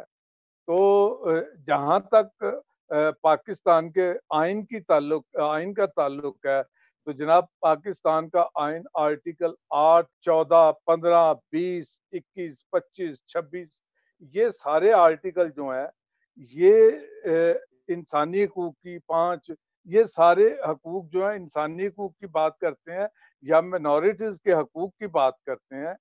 तो जहाँ तक आइन का ताल्लुक है, आइन में हमारे लिए बहुत कुछ है, अगर वही कुछ हमें जो है मिल जाए। तो मैंने नदीम जोसेफ की बात की, वह आर्टिकल 15 ये 2-3 लाइनें हैं, आपकी इजाजत से मैं पढ़ना चाहूंगा। इसमें लिखा है, हर शहरी को पाकिस्तान में रहने और मुफादे आमा के पेश नजर कानून के जरिए आयद करदा किसी माकूल पाबंदी के ताबे पाकिस्तान में दाखिल होने और इसके हर हिस्से में आज़ादाना नकलो हरकत करने और इसके किसी हिस्से में सकूनत इख्तियार करने और आबाद होने का हक होगा। तो नदीम जोसेफ ने आर्टिकल 15 के तहत अपना वो हक इस्तेमाल किया। उसने पेशावर के एक मोहल्ले में 60 लाख रुपए में जगह खरीदी और उसने वहां पे रिहाइश इख्तियार, उसके आर्टिकल 15 के उसके हक की वायलेशन की गई और उधर उसके मोहल्लेदारों ने सिर्फ ये कह के कि तुम्हारी जुर्रत किस तरह हुई, तुम एक गैर कौम से हो, तुम मसीह हो, तुमने किस तरह मुसलमानों के मोहल्ले में सुकूनत इख्तियार की। जनाब ये छोटी बात नहीं है। जो जिस सियाह फार्म को अमेरिका में गोली मारकर हलाक किया गया था, ये उसी के बराबर का केस है। लेकिन वो आप देखें कि अमेरिका में पूरी दुनिया जो है वो हिल गई, सारी दुनिया के लोग वहां पे उस एहतजाज में शामिल हुए। उसमें पाकिस्तानी भी थे, उसमें इंडियन भी थे, सब लोग शामिल हुए। यहाँ पाकिस्तान में क्या हुआ? कुछ भी नहीं हुआ। हमारा एक भाई, मैं बड़ी उनकी रेस्पेक्ट करता हूँ, जो शनीला रूथ साहिबा के, और वो कह रहे हैं ठीक, वो यही कुछ कह सकते हैं और क्या कहें। उन्होंने कहा कि जी मैं पूरी कोशिश करूंगा उनको इंसाफ दिलाऊं। लेकिन सर मेरा एक छोटा सा एक सवाल है ये कि यहाँ पे ये जो आर्टिकल में इतनी शिकें लिखी हुई हैं जो मैंने अभी गिनवाई हैं, या इनको खत्म कर दें। अदरवाइज यहाँ पे स्टेट का रोल क्या है, स्टेट क्या कर रही है, यहाँ पे मुतलका SHO खुद क्या कर रहा है। DIG अभी बताया गया कि जी एक वो जमशेद थॉमस साहब जो है शायद वो गए IG को मिलने। भाई वो क्यों गए हैं? IG खुद चल के नदीम जोसेफ के घर क्यों नहीं गया? उसने वहां पे जाके उनको इंसाफ की यकीन दहानी क्यों नहीं करवाई? पेशावर की हाई कोर्ट के जस्टिस साहब ने, चीफ जस्टिस साहब, सुप्रीम कोर्ट साहब ने, इन्होंने नोटिस क्यों नहीं दिया? हमारे वजीर आजम ने, सदर ने, ये तकरीरें तो बहुत लंबी लंबी करते हैं, इन्होंने क्यों नहीं नोटिस लिया? जैसे अभी एक साहब ने कहा था कि हमारा पूरा जिस्म दर्द करता है। बिल्कुल जनाब, हमारे पांव पे कांटा चुभ जाए तो पूरे जिस्म में दर्द होती है। ये नदीम जोसेफ के साथ जो कुछ हुआ है ये हमारे पूरे जिस्म के, हमारी पूरी कम्युनिटी के साथ हुआ है। हमारा अपने जो मसाइल हैं वो अपनी जगह, हमारे सियासी लीडरों पे, मजहबी समाजी सब वो अपनी जगह पे। लेकिन मेरा सवाल सिर्फ ये है कि ये स्टेट जो है ये कहाँ सोई हुई है, इसका जो रोल बनता है वो उसने क्यों नहीं अदा किया? जी शुक्रिया सर। जी अब हम बात को समेटते हैं। बात बहुत सारे लोगों ने फीडबैक भी दी, हम लोगों को पसंद किया, बहुत अच्छी आज की गुफ्तगू रही। कुछ ने कहा कि एजुकेशन एक ऐसा वाहिद रास्ता है जिससे हम एक तरक्की की तरफ गामजान हो सकते हैं। अपने जो बहुत सारे मसाइल हैं या ज्यादती हैं उसका अजाला सिर्फ एजुकेशन से हो सकता है।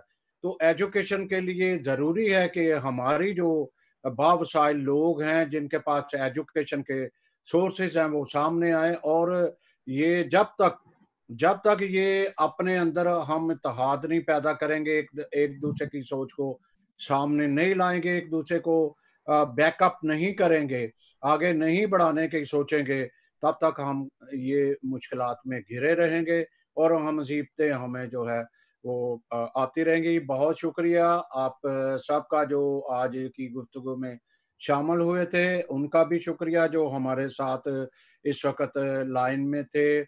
और मैं ये फिर कहूँगा कि प्लीज़ इस चैनल को जो सब्सक्राइब भी कीजिएगा ताकि हम बेहतर से बेहतर रिजल्ट दें और ज़्यादा से ज़्यादा जो है आगे चले, और जितने भी सुनने वाले हैं वो दूसरों से भी शेयर करें कि ये असल में हमारा चैनल तमाम ज़िंदगी के शोबों से जो भी मामलात हैं, उसके मज़हब से, सियासत से, समाज से, बच्चों से, ख़वातीन, यहाँ तक कि नफ्सियाती मामलात को भी हम डिस्कस करते हैं। इसलिए जो है आप भी हमारा एक हिस्सा बनिए और हमें सलाह मशवरे से नवाजिए। आप अपना ख्याल रखिएगा, अपने मुल्क का ख्याल रखिएगा, और नेगेटिविटी जो है वो नेगेटिविटी को कम करें और पॉजिटिव सोचें जो हैं वो आगे बढ़ाएं, तो हम ज़रूर एक दिन सुरखरू होंगे, तमाम ज़्यादती करने वालों का हम मुकाबला कर सकेंगे। तो खुदाए निगाहबान। Thank you so much. Bye bye. Thank you so much. जी शुक्रिया आपका बहुत।